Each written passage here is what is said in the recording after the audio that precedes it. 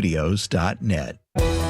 This is American Family Radio, a listener-supported ministry of the American Family Association.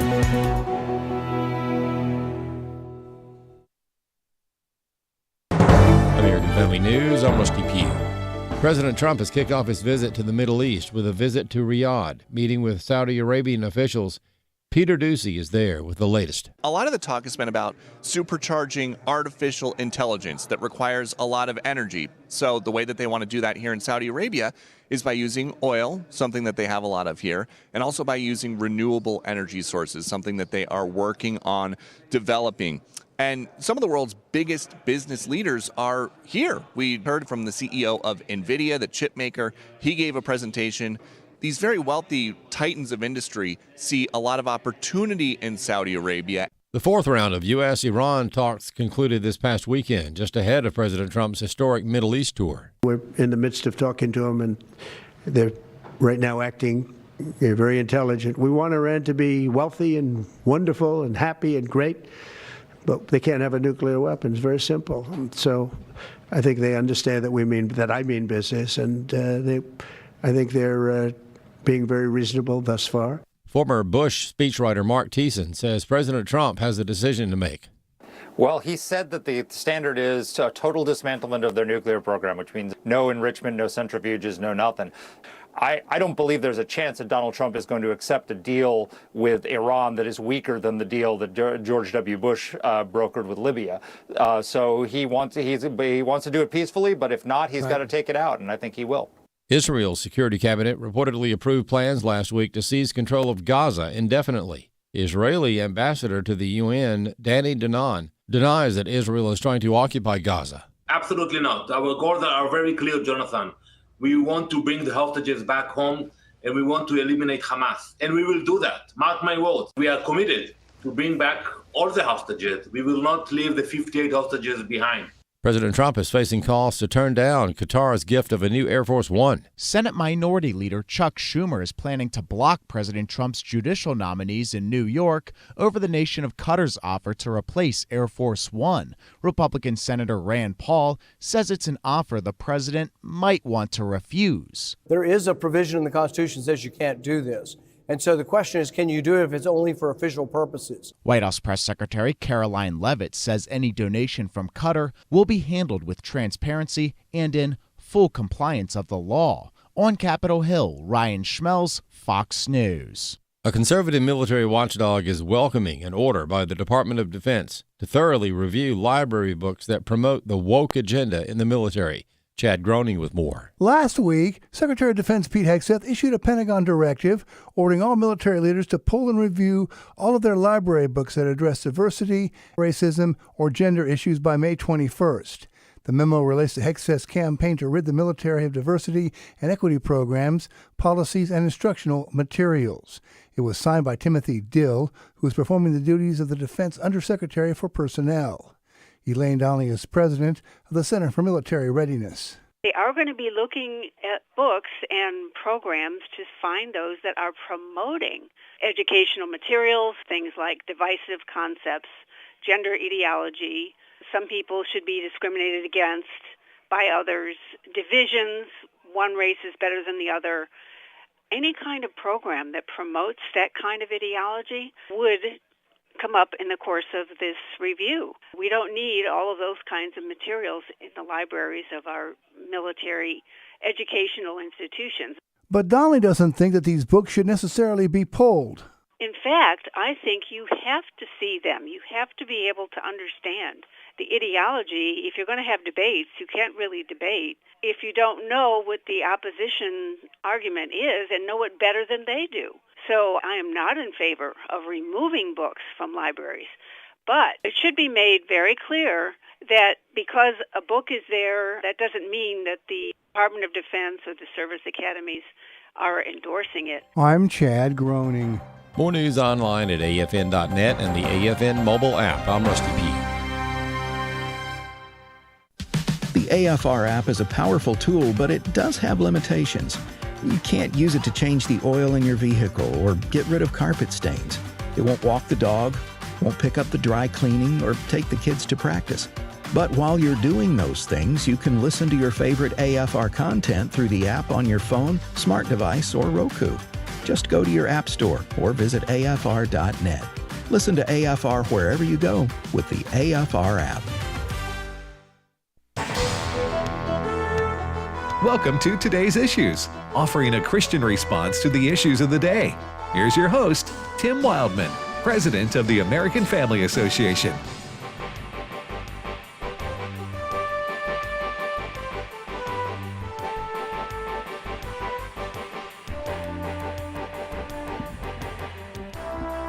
Hey, good morning, everybody, and welcome to Today's Issues on the American Family Radio Network. Thanks for listening to AFR on this Tuesday, May the 13th, 2025. Joining me in studio is Fred Jackson. Good morning, Fred. Good morning, Tim. And Chris Woodward. Good morning. And joining us from Kansas City, KS, is Ray Pritchard. Good morning, Ray. Good morning, Tim. How are you doing today? I'm doing good. You were giving a weather report earlier to Brent, our producer here. Oh, listen, this is really more like late June weather here in Kansas City. It's sunny skies. There's not a cloud around, and it's going to be 88 or 89 degrees today and 90-something tomorrow. So farewell to winter. It's long gone, baby. Gone. You still riding your bike? Yes, I have been. I dusted it off and pulled it out over the weekend and have been riding some. I had kind of honestly put it aside a little bit the last several months, and I'm back on the wheels now. Okay, well, yeah, his weather is the opposite of what we're experiencing here in our home base Tupelo. Yeah, we've got a rain cloud on top of us for like 5 days. It's parked. It's like biblical. When it stops, we're all going to break out in heavenly sunlight. Yeah, I don't know. You look at the radar, it's just really strange. It's just sitting on top of us here, but I don't know. They're sending the camp, but we don't know where. That's right. That's right. Somebody really messed up. It's like we don't know who. It's like a I don't know. Just you know how these weather patterns sometimes just repeat themselves. And it's just like yeah, just. It keeps it parks itself over a low pressure system. Yeah. Rain after rain after rain after rain. Anyway, it'll clear off here before long, dry out, and we'll be hoping for rain in August. That's right. That's right. We'll be wishing, where's the rain in August? All right, thank you for listening to American Family Radio. Dr. Frank Turek will join us momentarily. We look forward to visiting with Frank, as we always do.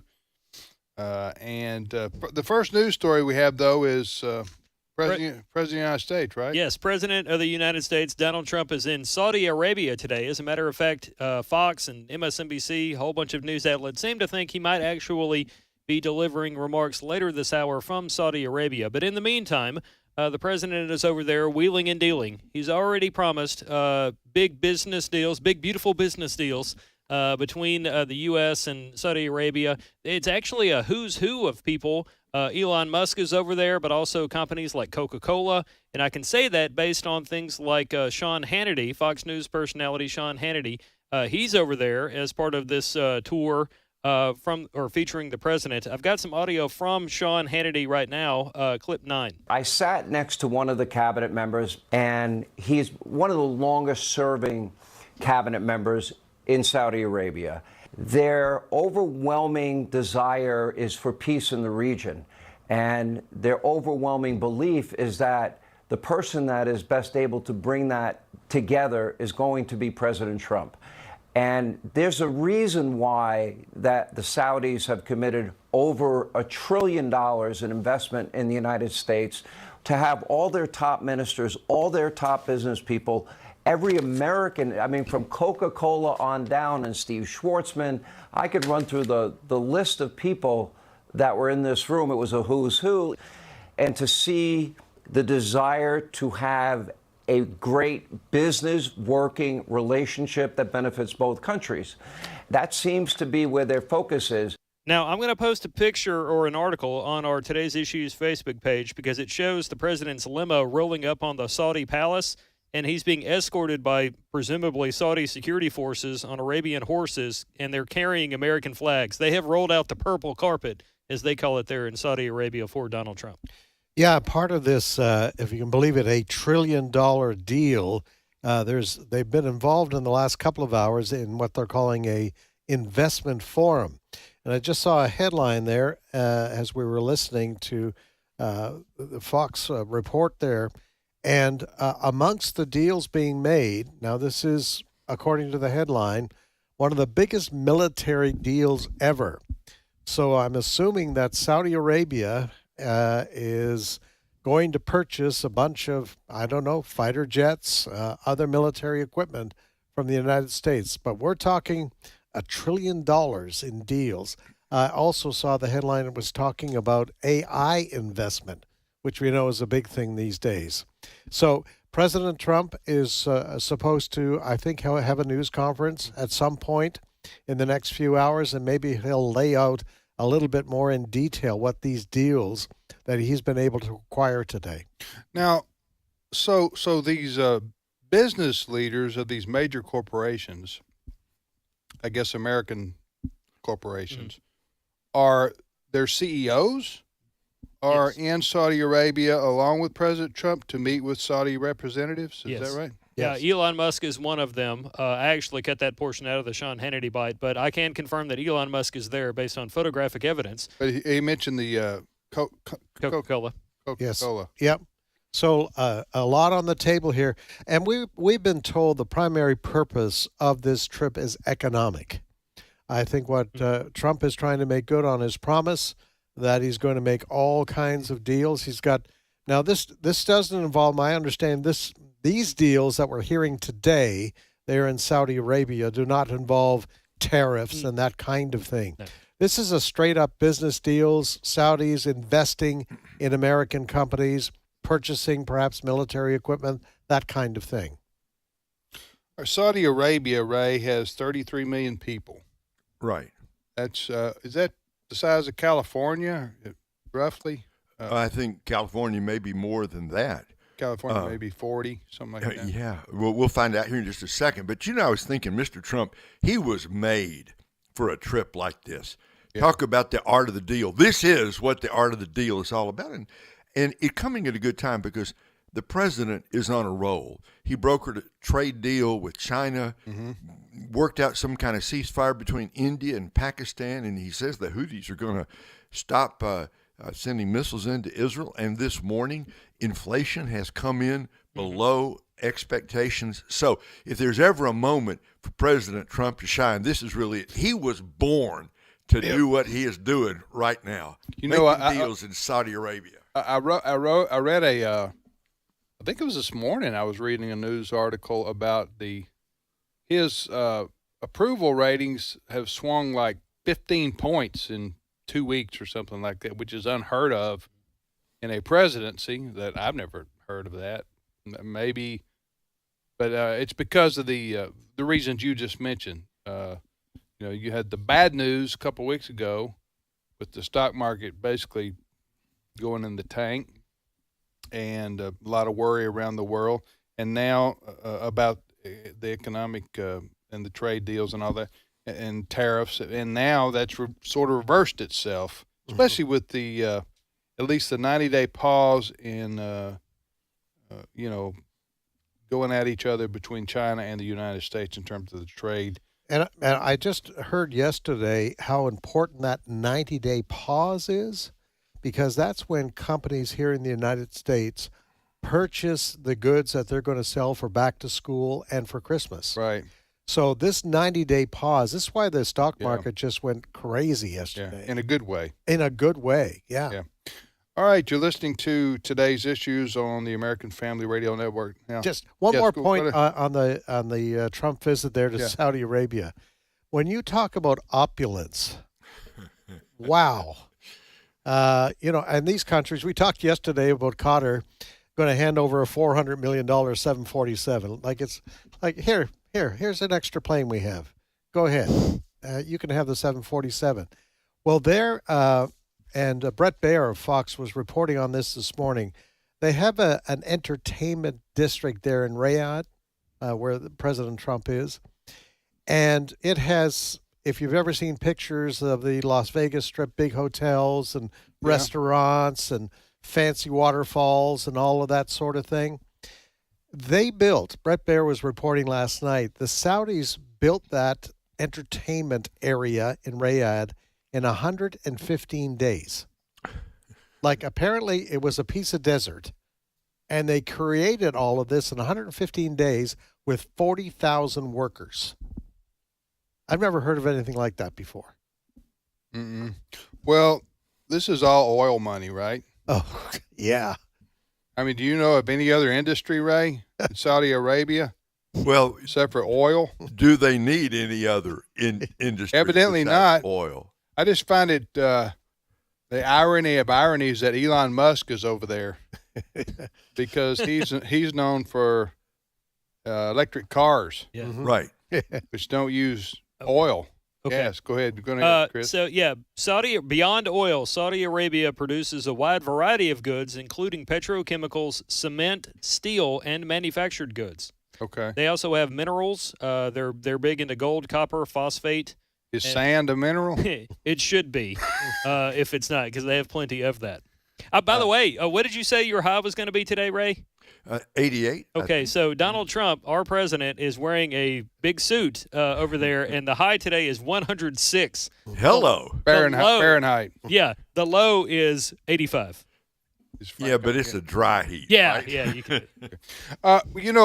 Here's the interesting thing, too, is a lot of people think, well, the danger in that region is between Saudi Arabia and Israel, for example, because you have the Muslim Jewish clash or the Israeli Saudi clash, whatever like that. That's actually not the truth. No longer. The danger is between Iran, and Saudi Arabia, or the Shia and Sunni divisions in the religion of Islam. Actually, Saudi Arabia has gotten along really well with the Israelis, as have other neighboring countries like Egypt and Jordan. And of course, we know what's happened in Lebanon. The country itself has been basically hijacked by the Hezbollah terrorist organization. But I'm just saying that I think if, in fact, Ray, we, the United States, are going to sell fighter jets and other military equipment to Saudi Arabia, it would be, I would think, not to be used against Israel, but our neighboring country. Of course, no guarantee on that, but it would be in response to the tensions that Iran poses, right? Well, the Saudis understand the number one problem, the number one danger, the number one locus of evil in the Middle East. It's not in Jerusalem, not in Tel Aviv. It's not in Amman. It's not in Beirut. Right. It's in Tehran. It's not in Iraq. Right. Iraq's not the player that it was 20 years ago. The source of the danger in the Middle East is in Iran. And I think the Saudis would like to make some kind of, I don't know what you would call it, some kind of peace treaty, some kind of arrangement with Israel where the nations officially accepted each other. Don't they have the Abraham Accords? Yeah. That came you know in what I'm talking about? Yeah. They had, you know what I'm talking about, Ray? Right. And I think that it's altogether in the U.S.'s interest to facilitate a friendly relationship between the Saudis and the Israelis because they have a common foe, and that's the Iranians. Let me ask you this, Ray, just not to divert too much into the religious aspect of this, but still, a lot of Americans just think, well, they're all Muslims over there in that part of the world. You know, if they're not Israelis and they're not Jews, they're all Muslims. I'm talking about in the Middle East. Right. But actually, the Sunni branch of Islam and the Shia branch of Islam, they don't like each other. They consider each other cults, don't they? Well, that's exactly right. And it goes back, it's really genealogy. It's which branch has the, quote, true claim going all the way back to Muhammad. And the Sunnis say one thing and the Shias say another. And it's not like we're talking 50-50 here. The number of Sunni Muslims vastly. 80-20. 80-20 vastly outnumbers the Shias, who therefore are very resentful toward the Sunnis, and that is part of the fracture inside the Middle East. It's part of the fracture between the Saudis and Iran. Right. So the Islam in Iran is Shia, what they call Shia, and the Islam in much of the Middle East, including Saudi Arabia and the other Arab countries, would be Sunni. That's exactly right. So that's what we have going on here. But the big news is the big news is that the President of the United States, Donald Trump, is in Saudi Arabia talking all kind of things with issues with the is it called Fred, is it called the Crown Prince? Crown Prince Mohammed bin Salman. But what do you think Donald Trump calls him? Ben. You think he calls him that? Probably. Yeah. Hey, call me Ben. Yeah. Or maybe Mo. Yeah. But anyway, all right. So, Chris, is the president? How long is he going to be in? By the way, you mentioned, I would encourage people if they can to watch that video of the horses. Yeah. Yes. You have these Saudi Arabian beautiful horses, and they're escorting the president's motorcade. Yes. Up to the palace, Yeah. I guess, to meet with the crown prince. Yeah. Yeah, I posted that link. It's a New York Post article, but it has Pretty the impressive video with in the there. American flags, the horses. Mhm. Yeah. It's a 4-day trip to the Middle East. This is the first stop. He's also going to be spending some time with the United Arab Emirates, which I learned today are called Emiratis. The Emiratis? Yeah, the people from the United Arab Emirates. And then he's They going to be also talking used some to other- live down the street. They could. Yeah, Yeah. Emiratis. They moved. And they're going to have big business deals there as well. At the UAE. Mhm. UAE is very similar to Saudi Arabia. They're also They're neighbors. Yes. they're also Sunni Muslim, and they're also. Where is Dubai, Ray? Where's Dubai? Isn't that? Who knows here? It's on the peninsula, right? But it's a part of the UAE, right? It's within the UAE, or is it Kuwait? It's not Kuwait. It is part of the UAE. It's situated on the Persian Gulf. It's but I'm saying Dubai is a city within the UAE, Yes. right? yes. Right. Yes. But Big tall buildings there. But that is a. How did that grow up out of the desert, Ray? Do you know? I mean, I know it's oil money, but go ahead. Do you know anything about that? What else are we going to say besides that it's oil money and it's right there on the Gulf? It's a perfect location. It's like a beautiful city. Sure. I mean, Yeah, if you want to see good pictures of it, one of the last Mission Impossible movies, Tom Cruise. oh yeah, he scaled. Doesn't he? That was scary watching that. Yeah, he's that building, which is the tallest building in the world, I believe so. in Dubai. Yeah. Right. He was. Some of it, I'm told, was real.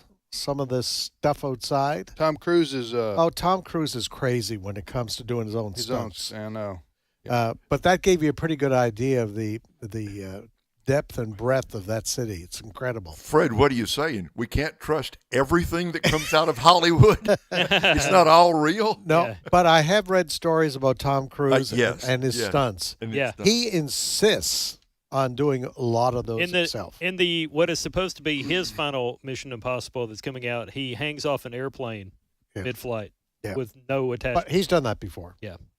By the way, the big tall building there, the tallest Think building in Donald the Trump's going to do that? Yeah. While he's over there? I don't think so. world. Secret Service might say no. Hanging off an airplane? No, Yeah. With no. no net? He might pay somebody else to do it. JD, you get out there. You're, Yes, sir, Mr. Brown. you're the number two. You're an ex-Marine. Get out there. The big tall building out there in Dubai is Burj Khalifa, if I said that correctly. Dubai also has a man-made island called Palm Jumeirah. I've Pretty often nice. wondered: are all those offices filled all the way to the top of the building, or is it just made? They work remotely now for the too. looks. Anyway, they work remotely now too. Big deal going on in Saudi Arabia. Well, anyway, what I was going to ask you, you said the president will be leaving there whenever he does next day or two, going to the UAE, which is probably a 30-minute flight from Riyadh, or that's where he is today, right? Yes. And then where else? Qatar. Is he? Qatar. Qatar. I'm not sure if he's going to pick up the airplane, but The free airplane they're wanting to give him. Yes. 400. The Flying Palace. Yes. Now, what about that, Fred? What do we know about that? Because some people are accusing President Trump of taking a gift from a foreign. Well, the White House has made it clear. If he accepts this, he's accepting it on the part of the Defense Department, because it will become the new Air Force One until Boeing at some point completes the order for the 2 new Air Force Ones, which we're told it could take till 2029. So the existing Air Force One is 40 years old, and they're looking for a new Air Force One. This particular plane, I think, is around 11 years old, that Qatar is offering to the United States. Well, they're really. We're watching the video on TV. They're really rolling out the red carpet, if that's what they have over there. Purple. Yeah. Purple carpet for President Trump and for the American team, including a lot of top-level business people that are in Saudi Arabia for this meeting between the U.S. and Saudi Arabia. All right. Well, we will keep you posted there if anything new breaks. Between I wonder, he's not scheduled to stop in Israel, right? Not at this time. And we just discussed this at our newsroom story meeting this morning. I wonder how Israel is feeling about this. This is the president's first trip abroad during this since the election, and he's not making a stop in Israel. Some people are scratching their heads a little bit about that. I wonder if he'll make one, though. It wouldn't be unlike Donald Trump to announce this afternoon he's going to be stopping in Tel Aviv on the way back to the U.S. And he may make a stop on Thursday in Turkey. Well, for this other meeting. Well, I personally don't take anything from that. There's been no better friend to Israel than Donald Trump. That is correct. As President of the United States, and Mike Huckabee now is the ambassador there. So I just think President Trump went to Saudi Arabia because that's a big business partner with the U.S. and those other Arab countries, and he can go to Israel. He might surprise us with an announcement, but he may do Israel another time. You got all these security concerns if Yes, you're going to go to Israel. Yes, you're with the problem, the problem down in Gaza. It wouldn't surprise me if Israel is on the schedule, but for security reasons has not been announced, and it will appear as if he just swooped out of the sky. Right, and it would be difficult. President Trump, having been in Israel myself many times, to go to Ben Gurion Airport would be okay, and then go maybe somewhere in Tel Aviv. But if you're going to go to Jerusalem, I don't know when the last time a U.S. president went to Jerusalem. A sitting U.S. president went to Jerusalem. Do you know? I can't remember. What was Trump there? Would they move the? Maybe he was when they opened the embassy. When they did the embassy, I think he was. I don't know what kind of alert are we getting here. I'm hearing something here. Oh, I've got it right here. Oh, yeah. He visited there in May of 2017 during President the Trump did while he was president. Yeah, he became the first U.S. president to visit the Western Wall in the old city of Jerusalem. Well, that's right. Okay, well, good for him. Yes. See there, he's that's good to note. But what I'm saying is, Tel Aviv and the surrounding area is a very modern city, and you would be able to navigate the roads for a presidential motorcade. You get in Jerusalem, you forget that. Jerusalem is a older, ancient city, obviously, and many of the roads were. I'm talking about inside the city. Many of the roads were built, as they went along, so they're windy, curvy, and it's just not a good situation for security purposes. If you're gonna wind through the streets of Jerusalem, you agree with that, Ray? Yeah, you can't put the president in those windy, narrow streets. Something bad could happen. Yeah. So if it's going now, unless it's scouted out in 2017, president did go to the Western Wall, but that's not an easy thing to do. We'll be back momentarily. Frank Turek will be on with us. Stay with us. It's my turn. Here is your host for My Turn, Don Wildman. Death. That's a morbid subject, isn't it? It's certainly a subject that's usually discussed in a hush-hush tone. And for many, just to mention the possibility of it sends cold chills down their spine. But whether we want to talk about it or not, one thing is for certain. We all are going to have to face it. One reason we hesitate to discuss death in a proper fashion is the fact that we fear death, because it's unknown to us, because we've never experienced it, because we do not know what it's like. We are afraid of it. Fear, you see, is so often caused by ignorance. When we don't have some knowledge about something, then we have a tendency to be afraid of it. That's why some of us are glad that the carpenter came our way. He gave us some knowledge on the subject. Now, don't misunderstand me. I'm not knocking the way we speak of death or trying to belittle our efforts to pay respect.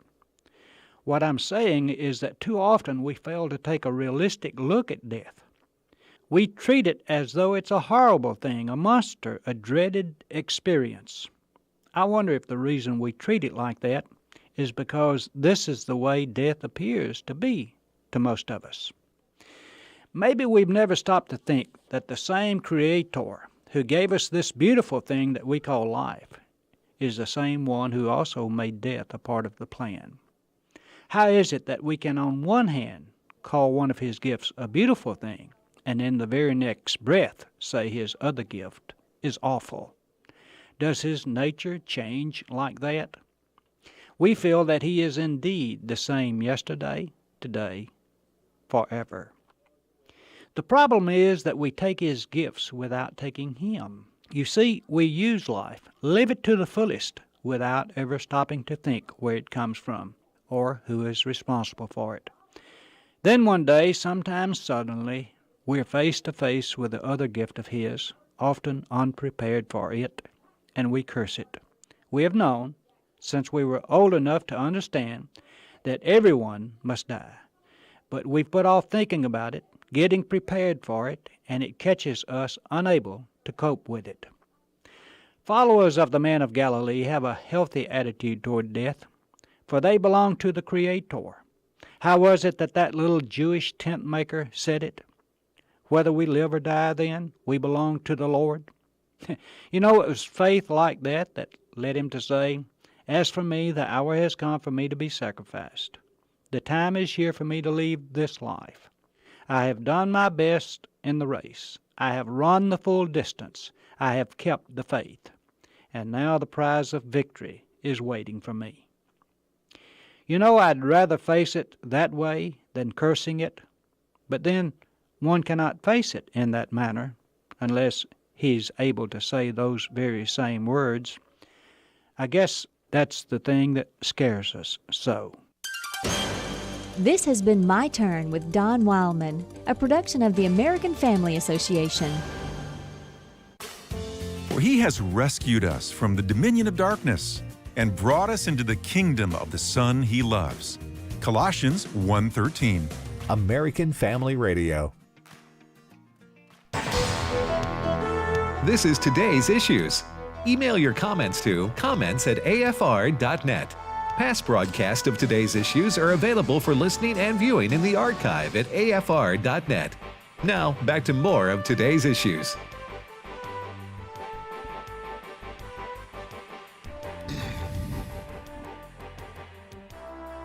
Hey, welcome back to today's issues on the American Family Radio Network. Tim, Fred, Chris, and Ray.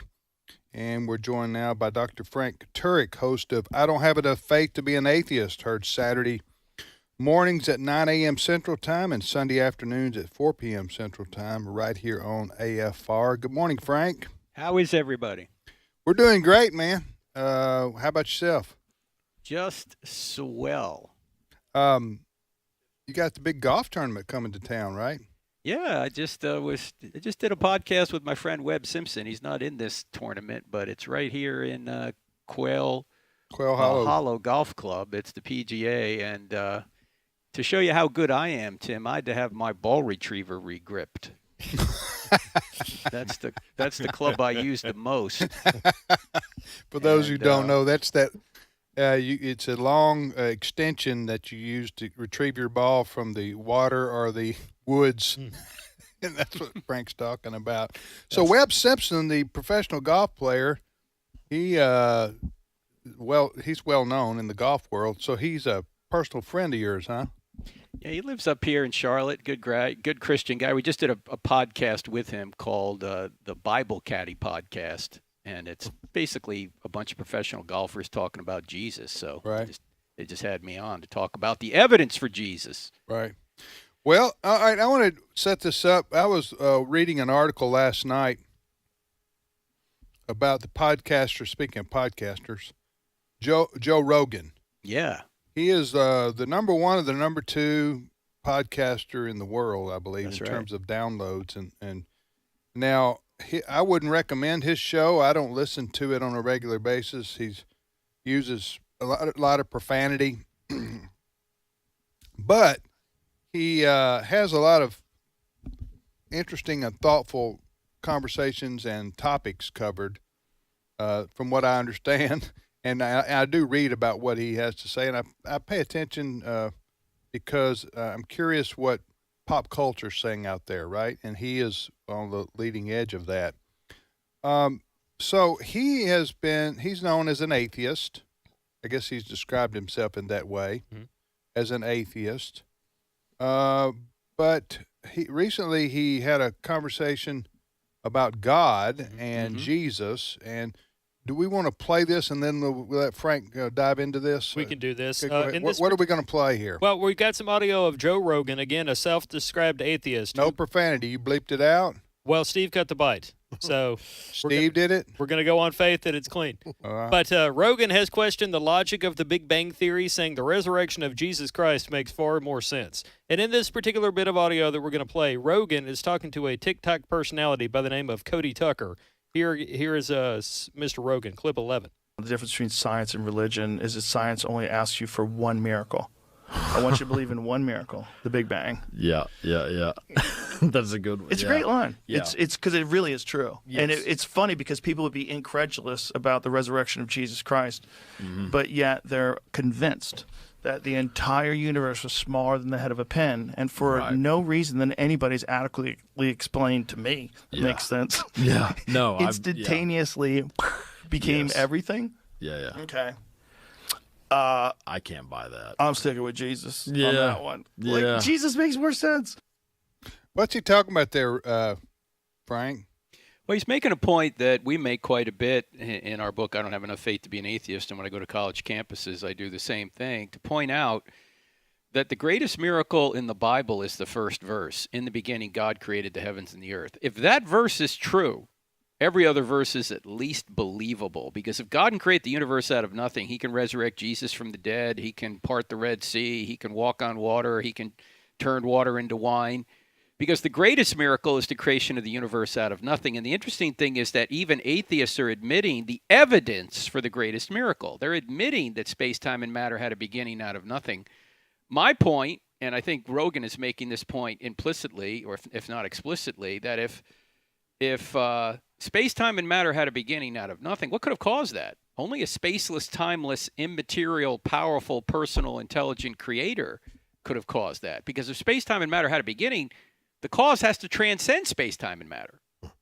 In other words, it's got to be a spaceless, timeless, immaterial, powerful, personal, intelligent cause to create the universe out of nothing. So atheists believe in at least one miracle. They believe that nothing created something out of nothing. That's essentially what he's saying. And I actually think it takes more faith to believe that than to believe that someone created something out of nothing. But Tim, atheists believe in more miracles than just the creation of the universe out of nothing. Sure, they believe no one created everything out of nothing, but they also believe that they have to believe that fine-tuning arose without a fine-tuner because the universe is fine-tuned. They have to believe that order and natural laws arose and are sustained without a mind, that life arose from non-life without intelligence. They have to believe that DNA, which is in every living thing, which is essentially a software program, arose without a programmer. They have to believe that rationality arose from irrationality. They have to believe that moral laws arose without a lawgiver. They have to believe that consciousness arose from non-consciousness. And they have to believe that the personal arose from the non-personal. Those would all be miracles. And they have no miracle worker. You know, Christians have a miracle worker. An uncreated, eternal, spaceless, timeless, immaterial, powerful, moral, personal, intelligent mind that created and sustains the entire universe and created what we mentioned earlier, a fine-tuned universe, natural laws, life, DNA, rationality. All of those things are better explained by a being such as God than nothing. Why do you think then people who are otherwise intelligent, smart people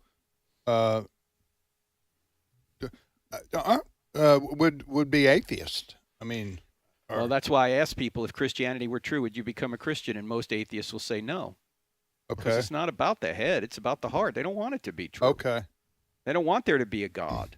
They don't want God telling them how they should live. Well, that's certainly part of it for many of them. I can't say that's true for everyone. Right. Right. And because, you know, let's be fair. A lot of Christians just believe in Christianity because they want to.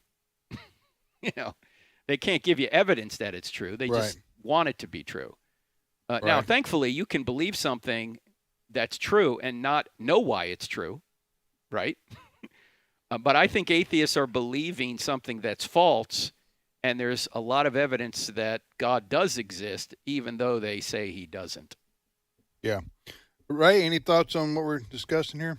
Yeah, Frank, I want to ask you, circling back to Joe Rogan, it's fascinating where, you know, people call him an atheist, but he doesn't sound like, quote, the usual antagonistic, hard-hearted atheist. And he even said, I'm going to take my side with Jesus in the resurrection, which I don't take as him saying, I believe Jesus rose from the dead, but he seems, what would we call him?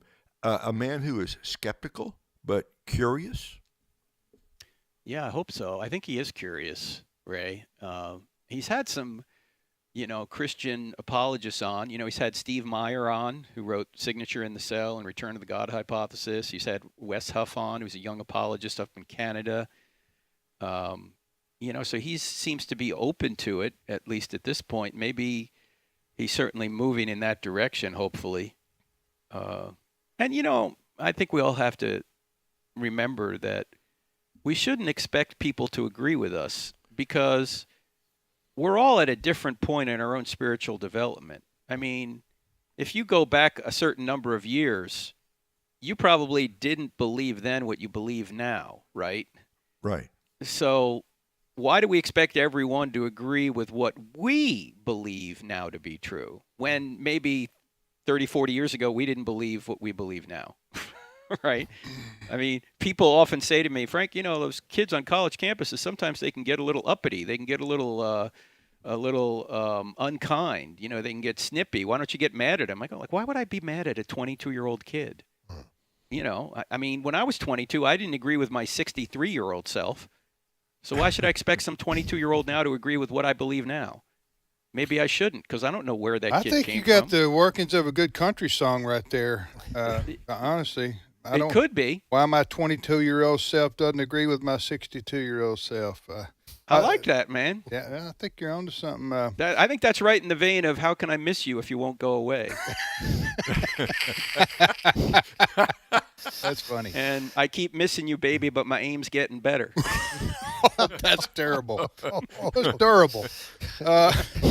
All right, delete that from the show. You know what? I have a lot more respect. I've mentioned this before, for somebody who says I'm an agnostic, in the sense that I don't know. I don't know exactly about God or Jesus, or I'm open to persuasion. I'm open to reading more, but I respect that a lot more than I do somebody who just shuts it down and says, I'm not even going, God doesn't exist. I'm not even going to consider the possibility that he does, or that a God, they would say. So, yeah. And I do think the main reason why people would be hardcore atheists,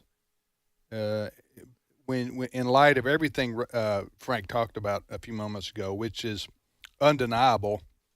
All those things he listed, which are really unexplainable outside of a intelligent being creating such.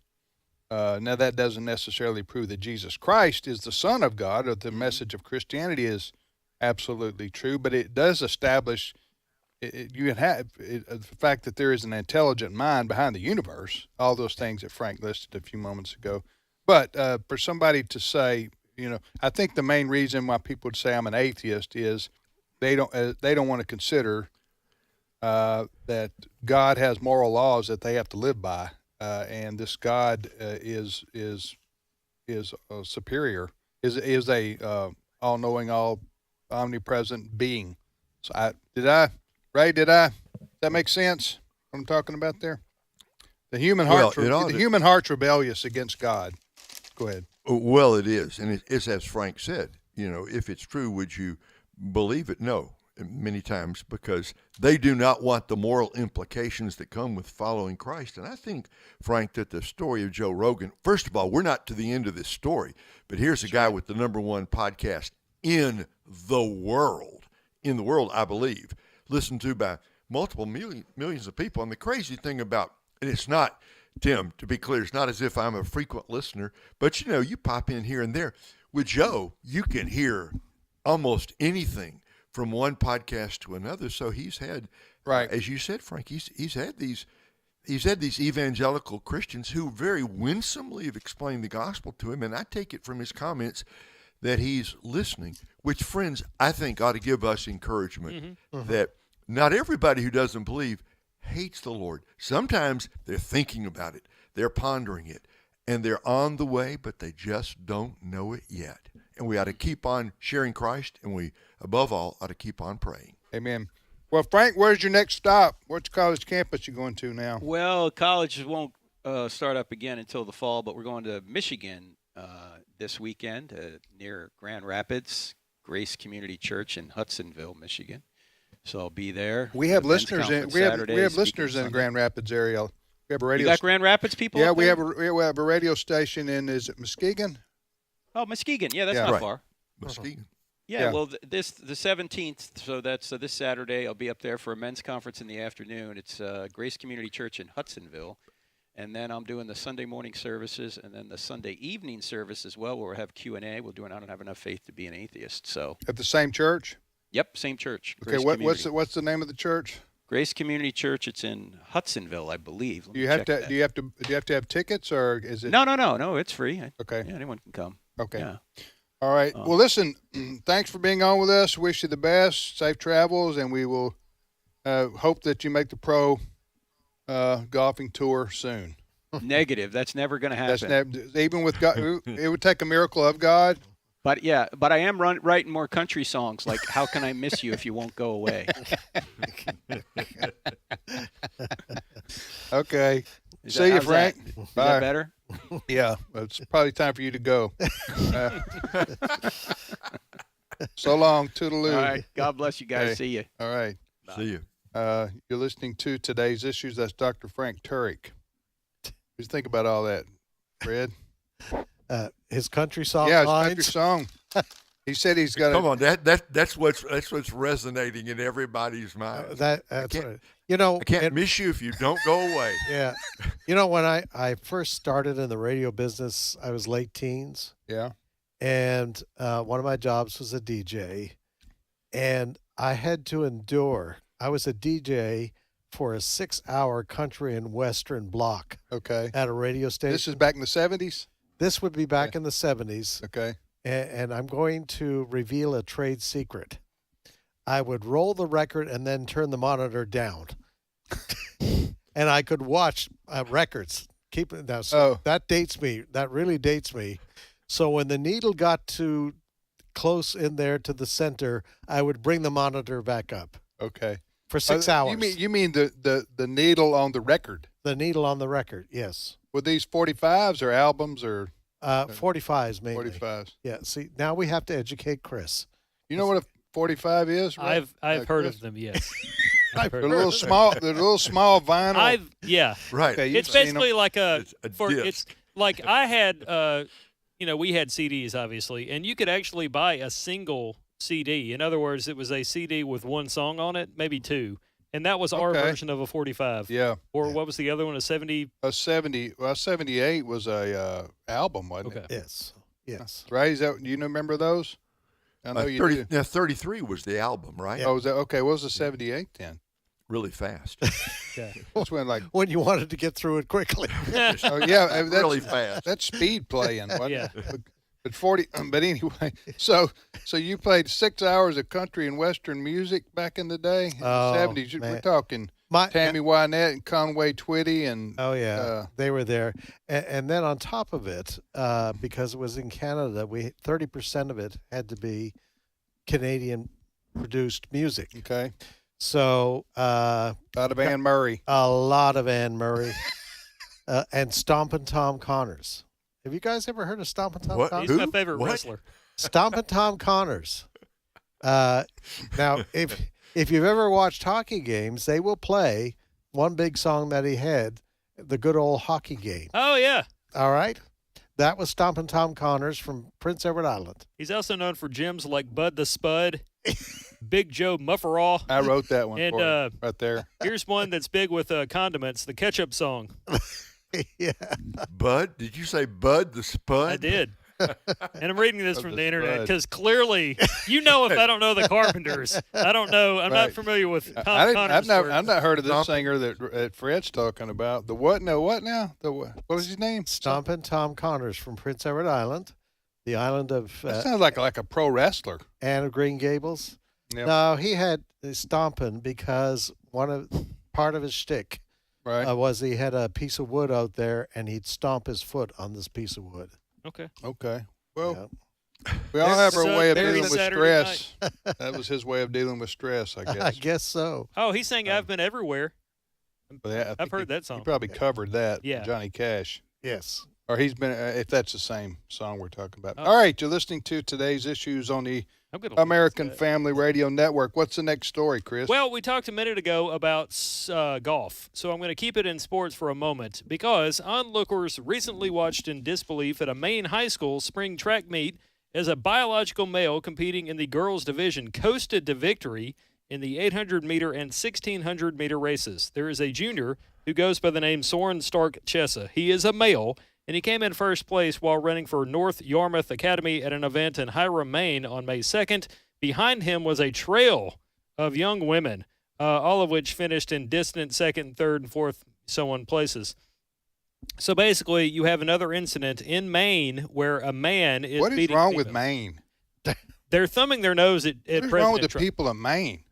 I think it's a lot of Massachusetts people that moved up there. Mm-hmm. Boston got too crowded for them, and they moved guess so. northeast. They're letting males compete against females in high school. Yes. This guy, Mm-hmm. again, they call him. This is a guy who says he's a woman. Correct. Okay, which is not true because his biology is male. Mm-hmm. Okay, so let's be clear. He'll say I'm a girl, but he is a male. And if you look at him, he has muscular and the makeup of a male. Clearly, you look at his legs, which are exposed because he's a track runner. He's is it cross country? Yes. Okay, and you go in like these are the legs of a man who is strong. Right. I have posted pictures of this individual that Tim's talking about. So I don't know what's wrong with the people of Maine to let this go on here, but I do know that, you remember it was about 6 or 8 weeks ago, the governor of Maine was one of the attendees at the White House when the governors of various states were in D.C., and they were invited to the White House for dinner and to hear from President Trump. And President Trump basically confronted the governor. Yes, we have this audio if you want. Oh, we do? Yes. Okay, well, let's play this. Go ahead. Clip 10. The NCAA has complied immediately, by the way. That's good. But I understand Maine. Is Maine here, the governor of Maine? Well, are you not going to comply with it? I'm complying with state and federal laws. We are the federal law. Well, you better do it. You better do it because you're not going to get any federal funding at all if you don't. And by the way, your population, even though it's somewhat liberal, although I did very well there, your population doesn't want men playing in women's sports. So you better comply because otherwise you're not getting any federal funding. See you in court. Every state. Good. I'll see you in court. I look forward to that. That should be a real easy one. And enjoy your life after governor because I don't think you'll be in elected politics. Ever the diplomat. Yes. That's right. That's right. Enjoy your life after politics. He did do well in Maine. I looked it up. He got 45% of the vote there. For a liberal state, that's very good for a Republican. Well, listen, what he was telling her was that his administration was reversing what Biden was doing. Mm-hmm. Remember, Biden was pushing transgenderism. Yep. And Biden said states are not going to get any money unless they let boys compete against girls and go into the girls' showers and dressings and changing rooms and all the whole thing. Yep. And because I remember Governor Ron DeSantis and others of Florida said we're not going to comply with that. Right. Mm-hmm. So what President Trump did was he reversed that, and he said if you allow boys to compete against girls in sports and go into their changing rooms and their showers and everything that goes with it, then you will not receive federal money. I don't know in what all capacities he was talking about, but at least for schools, I guess he was talking about, right, Yep. Fred? That's the direction. It is 180 degrees to Joe Biden. Oh, yeah. And it turned out, I believe, to be an extreme. The Democrats' stand on that turned out to be a huge liability in the election last fall, because I believe independents, moderate Democrats who have daughters, there's no way they're going to endorse my daughter when she plays soccer or she plays tennis. I'm not going to go along with the idea that some guy who just says he's a girl is going to be allowed to compete against my daughter or go into her change room. Right. I remember we were hearing these horror stories from states where this is allowed, where people forget about this. You just think, well, that's outrageous that a boy should be able to compete against a girl in sports. How unfair is that? But you forget about the related issue, and that is the one of privacy. Yes. Where girls are made to go into showers and changing areas with these guys. Yeah. And the guys they say they're women, but they go to the changing area. They're not women. They're males. Yes. And yet the young ladies have to, cater to that. Yes. Yeah. So, and not in these very liberal states. And we had the cases in Loudoun County in Virginia where the guy who said he was a girl was allowed to go into the girls' changing room, and then there were assaults in there. Yeah. And one school moved that guy to another district. Yeah.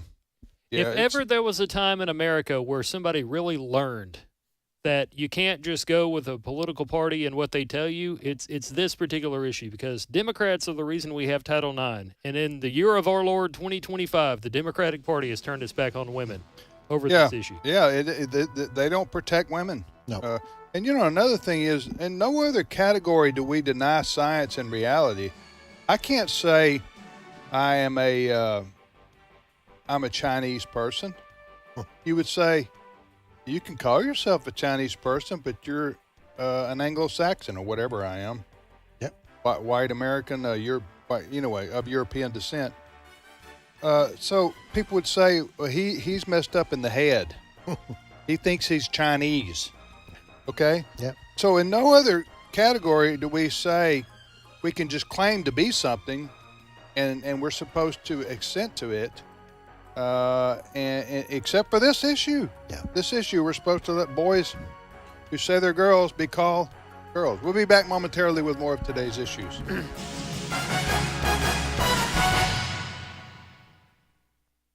The views and opinions expressed in this broadcast may not necessarily reflect those of the American Family Association or American Family Radio. Faith, family, freedom. American Family Radio.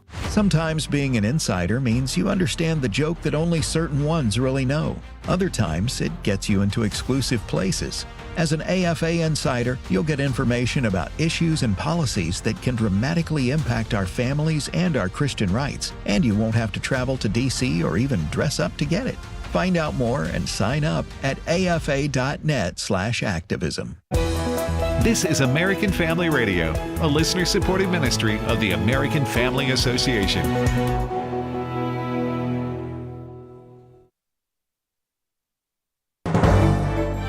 American Family News, I'm Rusty Pugh. President Trump has signed an executive agreement with the Crown Prince of Saudi Arabia that pledges $600 billion of investment in the U.S. Jessica Rosenthal tells us more.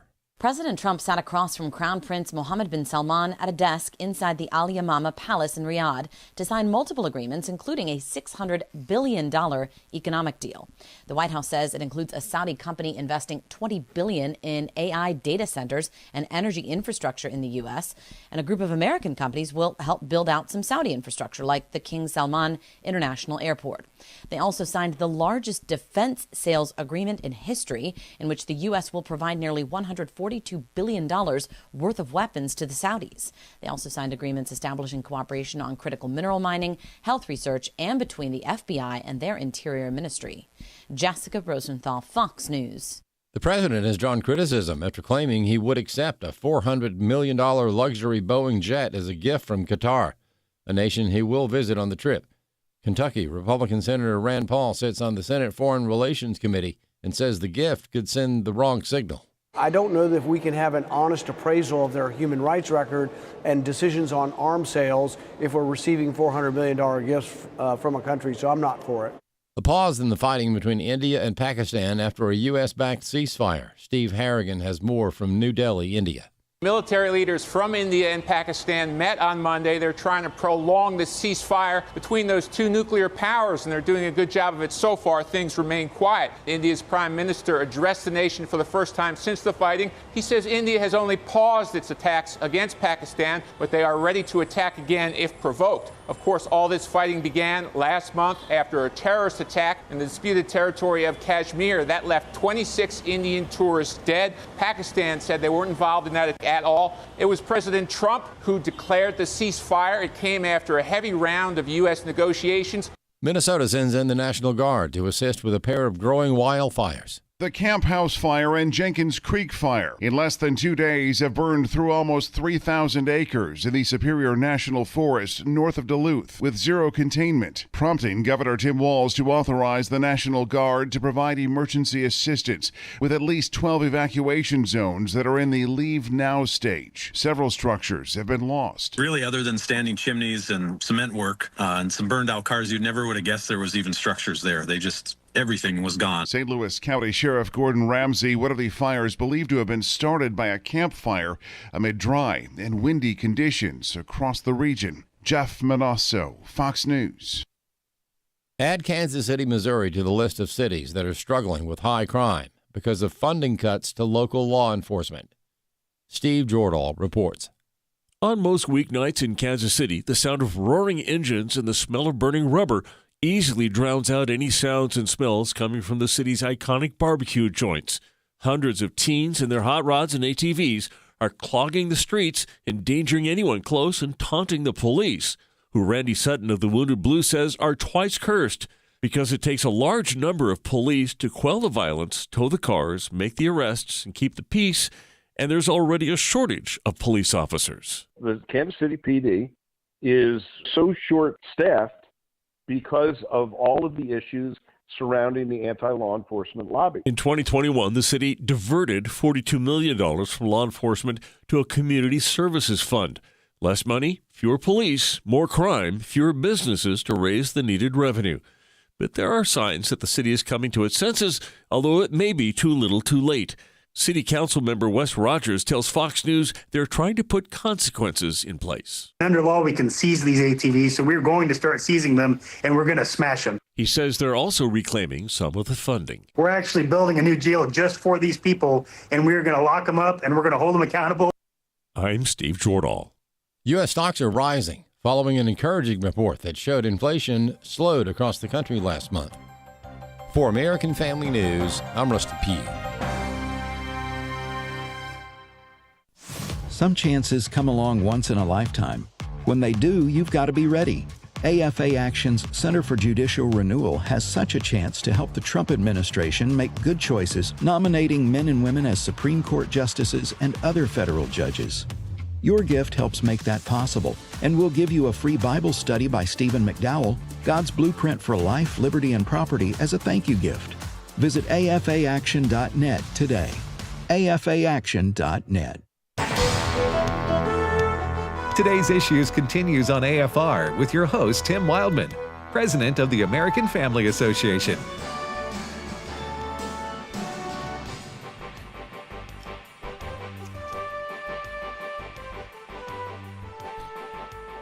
Welcome back to Today's Issues on American Family Radio. It's 11:05 Central Time here in the good old US of A. Tim with Fred and now Steve Paisley Jordahl. Good morning, Steve. Good morning, everybody.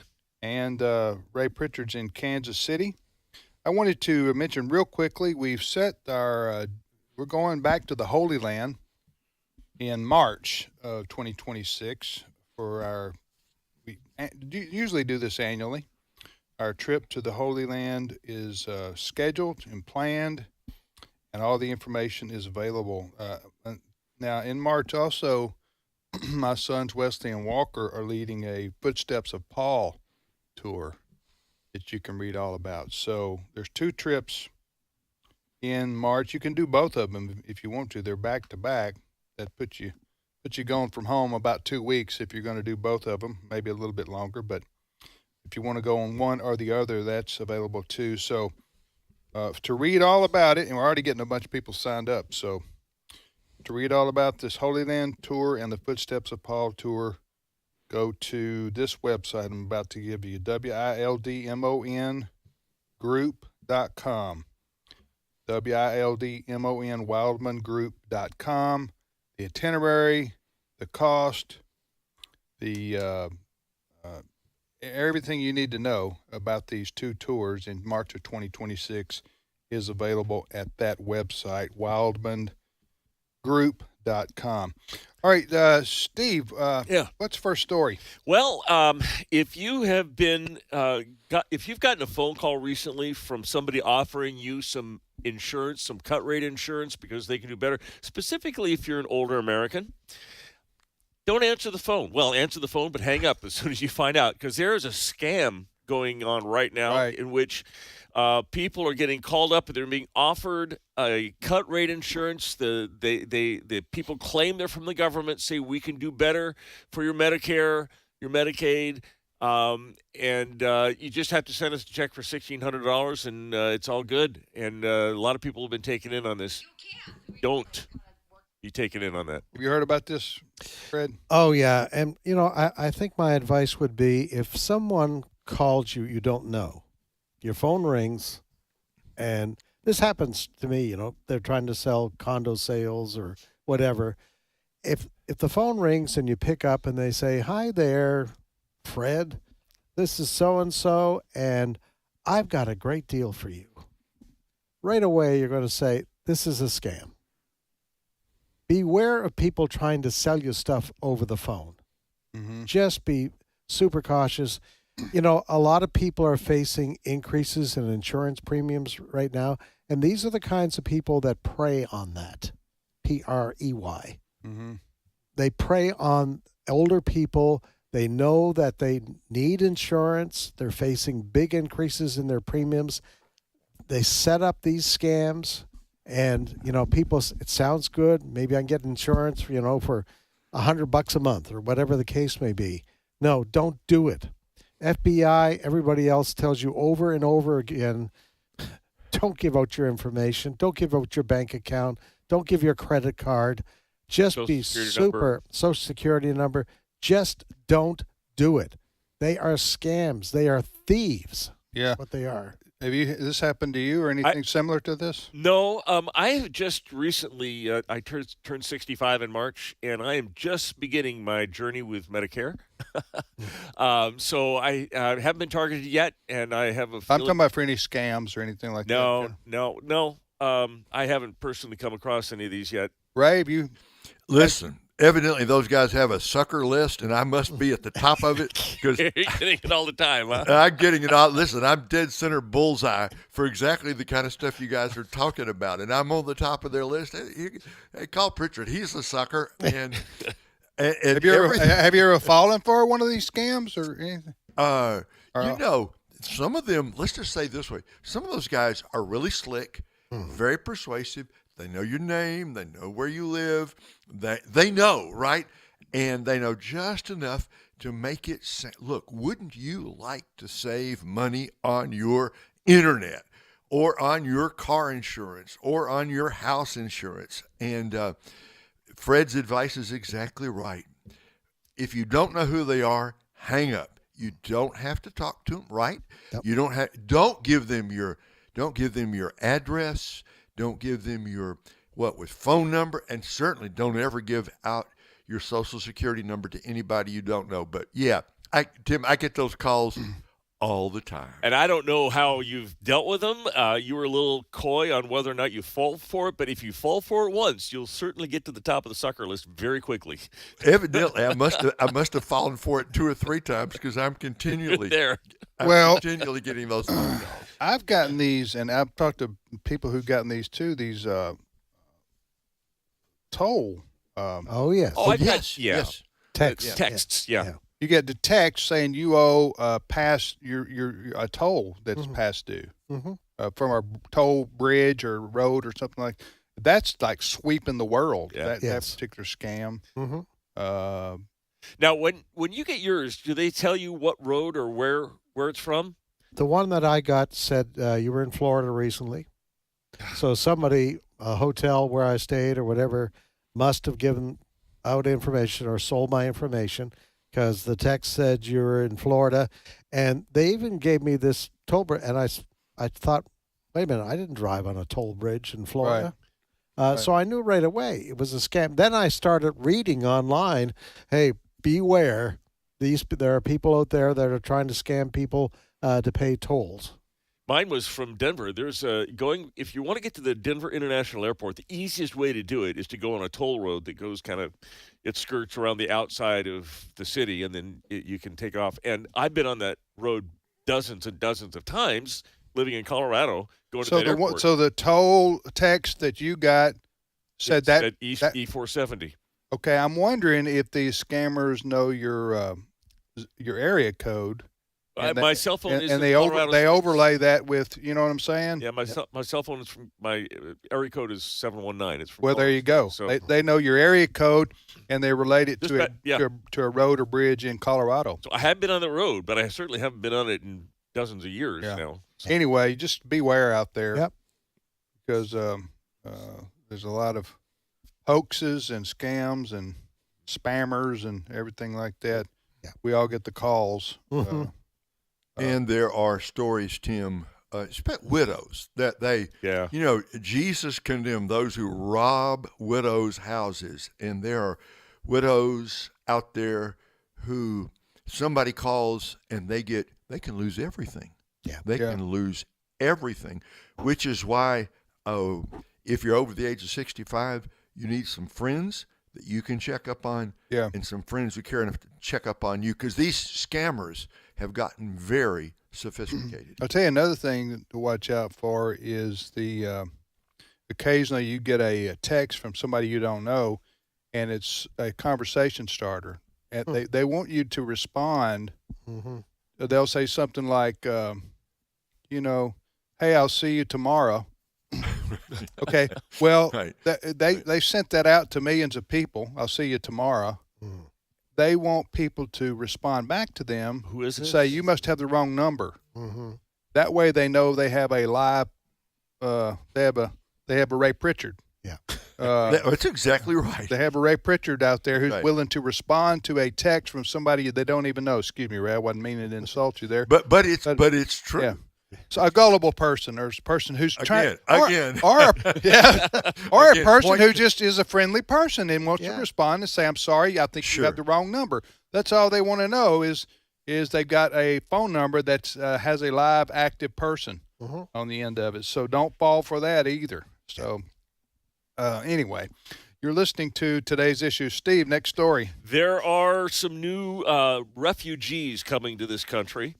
A dozen or more South Africans have fled the country of South Africa. They're farmers. Basically, they fear for their lives because hundreds of farmers have been killed and farms have been co-opted. This is in the name of reparations for what they say was from the old South Africa that was apartheid, and now they're claiming reparations. They're demanding blood and soil. And so the United States has allowed a couple dozen of these to come to the United States on an expedited visa. This is the president talking a little bit about this. This would be cut 13. Because they're being killed, and we don't want to see people be killed.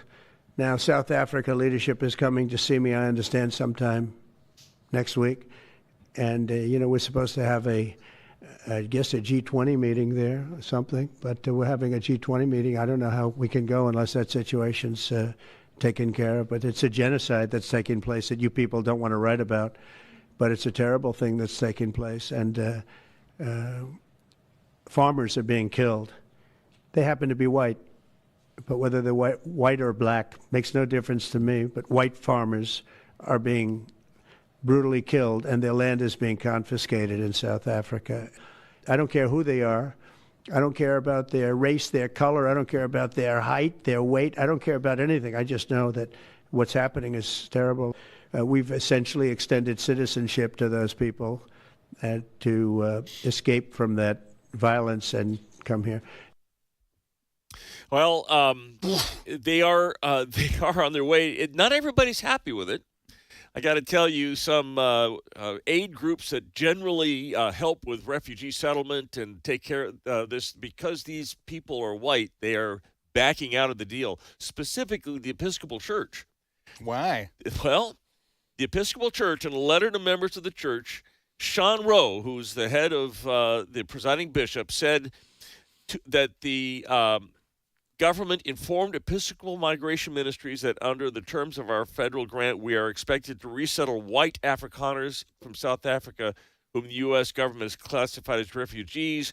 The request crossed a moral line for the Episcopal Church, which is part of the global Anglican communion, which boasts among its leaders the late Archbishop Desmond Tutu.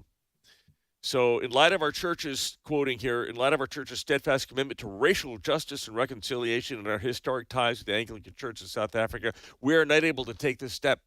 And we're cutting off all ties with the government, period. Because the people that are coming here are white? Yep. Yeah.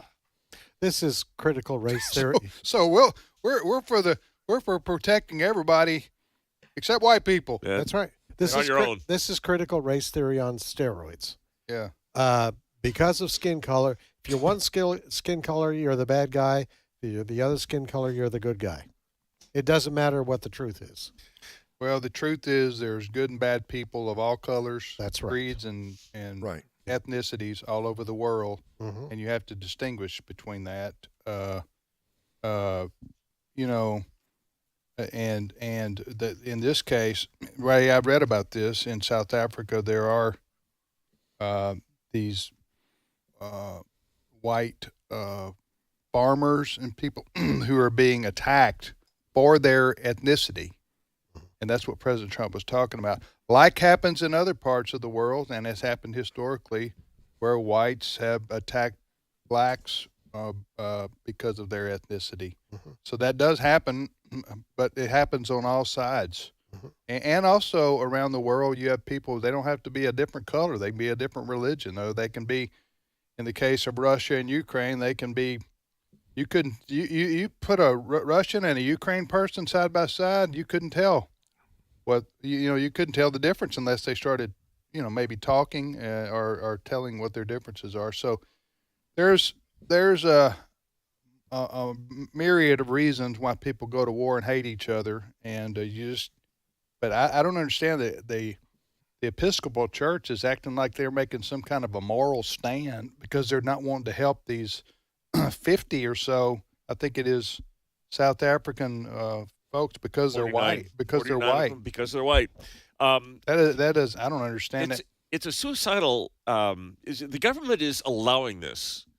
The government of South Africa is allowing the appropriation. I don't know that they are allowing the murders, or they're certainly not stepping in to stop them, but they are allowing the farms to be taken, and they're being given to black people, but they're not being given to black farmers. There are not enough black farmers. So basically you have a farm, a ranch, it's been given to somebody who knows nothing about farming, and the production of food is going to waste. They don't know how to run it. The country is going into serious economic problems because of that. But I do want to introduce you to one of the good guys. You said there are good people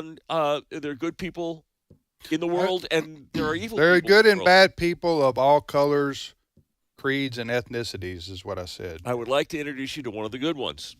This is an American missionary. His name is Josh Sullivan. He and his wife, Megan, have been missionaries in South Africa for 7 years.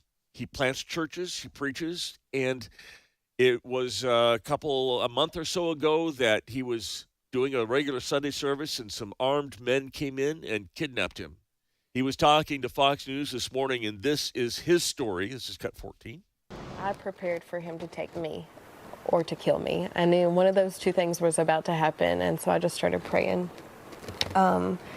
But then at the last second, my guy threw me down, and Josh's guy took him instead. Two of the men were there the entire time, and one of them was evil to me, would say evil things to me. I was able to tell them about the death and burial, resurrection of Jesus Christ, why I'm here, giving them the gospel. They had never heard that message before. The men with him sprung out and got into a gun battle with police. All the suspects were killed, and Sullivan was rescued. He says police only found him after taking a wrong turn. Whether you're a believer, non-believer, that doesn't matter. What happened to us, what happened to me was a miracle from God. And they're going back after they. What happened that was a miracle? He was rescued. He was in a car, and police were looking for them. They took a wrong turn. The police did. The police took a wrong turn and stumbled upon him in the car. They got into a gun battle. He was in the car with three of his kidnappers. They got into a gun battle. All three of the kidnappers were killed, including, I'm assuming, whoever he shared the gospel with previously. I hope it took. And he was spared. He was uninjured. And because the police took a wrong turn and stumbled upon them, he was rescued. Yeah, that seems to qualify as a miracle a couple of ways. You take a wrong turn, and you end up finding the guy. And Tim, that's some good marksmanship right there. Somebody was guiding those bullets so that the bad guys were killed, and the pastor was saved. Yeah, it is miraculous. Yeah, and maybe another part of the miracle, Steve, is they're going back. Yeah, they are. When God calls you to something. I'm going to be setting up a regular interview every other week with Todd Nettleton, who's Voice of the Martyrs, because there are stories like this around the world of Christians, not just American missionaries, but native Christians that are native to whatever country they're in, and they're being persecuted. The church is under persecution around the world, and you're hearing stories like this all over the place. Well, I knew what I was signing up for, and if this is what God has for me, I'm willing to pay the price. It's amazing. All right, next story. All right. We've talked a little bit about the problems at in New York's Liberty International Airport, Newark Liberty International Airport in New Jersey, and the problem they're having with air traffic controllers. They've had various outages where, for brief periods of time, the air traffic controllers cannot see the planes. They don't know where they are. It's an incredibly busy corridor. It's a disaster waiting to happen. We heard from one of the air traffic controllers last week, I believe it was, who said, if you're going anywhere, do not at all costs go through or to Newark Liberty International Airport. And I have a report out from the New York Post. And the staffing nightmares are just incredible. Now, this airport gave its air traffic controllers 14 days of paid trauma leave because they have been they're the ones that are responsible for these planes, and they've been scared out of their wits because they've lost communication with these planes. So they've been given some days of trauma leave. Meanwhile, one air traffic controller and a trainee will operate every flight in and out of Newark between 6:30 p.m. and 9:30 p.m., pretty busy hours, despite 15 staffers being the standard. What is your source here? The New York Post. Wow, they're credible. Yep. So I just don't see how that's legal. I would think that the Federal Aviation Administration, the FAA, would have a minimal threshold where if you go below 5, for example, air traffic controllers, when you're supposed to staff 15, you shut it down and declare it unsafe. I'm shocked that this is true. Yeah. One. The Transportation Secretary, Sean Duffy, announced this morning that they have come up with a short-term fix for the technical problems that they've been having that's causing this havoc. But what will happen also, I think, in the meantime, and United Airlines, which has a hub there at Newark, they are cutting back some of their flights there because safety reasons. For safety reasons, and delays that are caused when you don't have enough ATC, air traffic control staff on duty. So they are making adjustments. But Sean Duffy this morning, and I don't understand the technology behind this short-term fix, but also he is saying we need billions of dollars to upgrade the whole system across the country. Okay, I understand that. Although I would ask, what about the billions and billions of dollars for infrastructure that Biden? Remember that? Yes. Yeah. They did nothing in the 4 years they were in office. I want to know where that money went. Why didn't some of that money go to our air traffic control? DOJ has a full-time job trying to track that money down. I will tell you that we learned earlier this week or last week that how old are the systems with air traffic controllers? They're still using floppy disks. What? They are still using floppy disks in their computers. Mm-hmm. That would put them, about 30 years out of date? Something like that? Yeah. I was using floppy disk when I first started in the Silicon Valley in the 90s. Yeah. Tim, you asked where that billions of dollars in infrastructure money went? Mm-hmm. It went to charging stations for electric cars. Yeah. That was infrastructure. That upgrading. Was that was the Democrat priority. I got you. All right, that's where the money went. Yeah. Do we have a second to play? Go. I want to play my favorite Trump clip. This was him defending his drug policy. He's got a friend he wanted to tell us about. This is cut 7. No, I'm sorry, cut. I mean, I'll tell you a story. A friend of mine who's a businessman, very, very, very top guy. Most of you would have heard of him. A highly neurotic, brilliant businessman, seriously overweight, and he takes the fat shot drug. And he called me up, and he said, President, he calls me, he used to call me Donald, now he calls me President, so that's nice respect, but he's a rough guy, smart guy. President, could I ask you a question? What?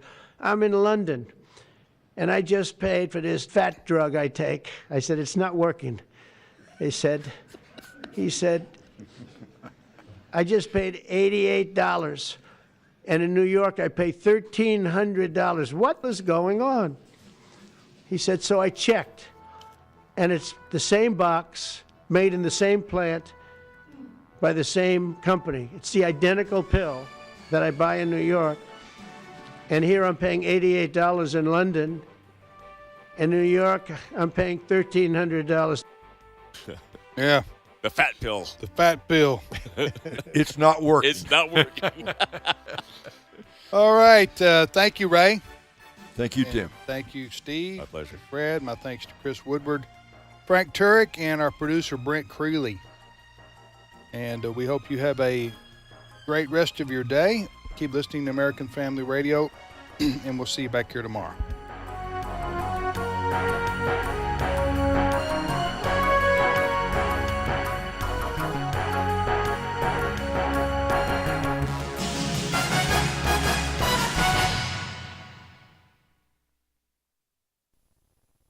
Hello, everyone. I'm Tim Wildman, president of